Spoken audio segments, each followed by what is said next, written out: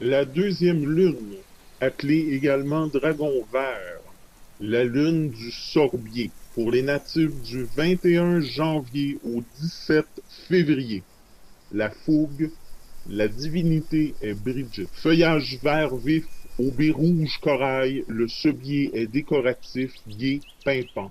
L'arbre magique du commandement est lié à la connaissance.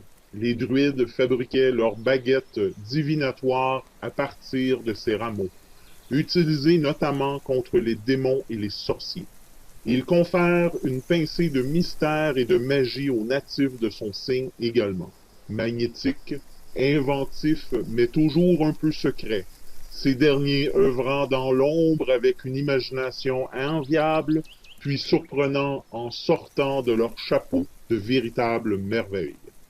Sympathiques, originaux et perpétuellement joyeux, ils possèdent une remarquable force psychique qui leur permet d'affronter les situations les plus embrouillées, pour eux et pour les autres, en trouvant à chaque fois le bon mot qui rassure et console quiconque est en difficulté.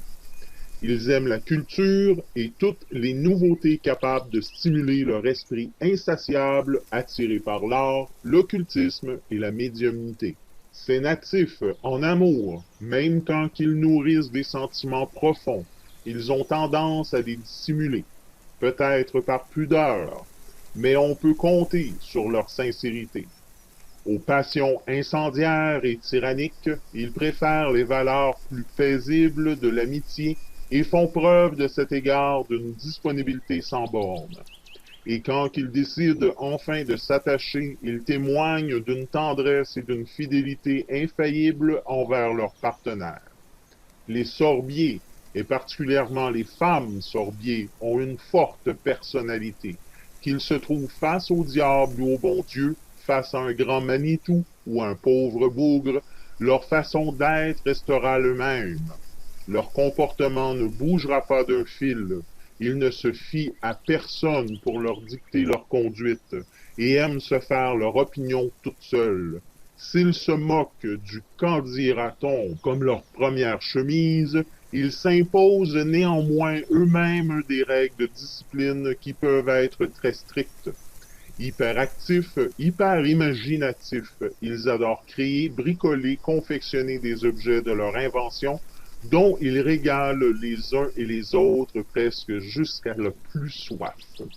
Enfin, à condition de disposer de leur content de solitude, le sorbier apprécie aussi les ambiances de franche gaieté et de société.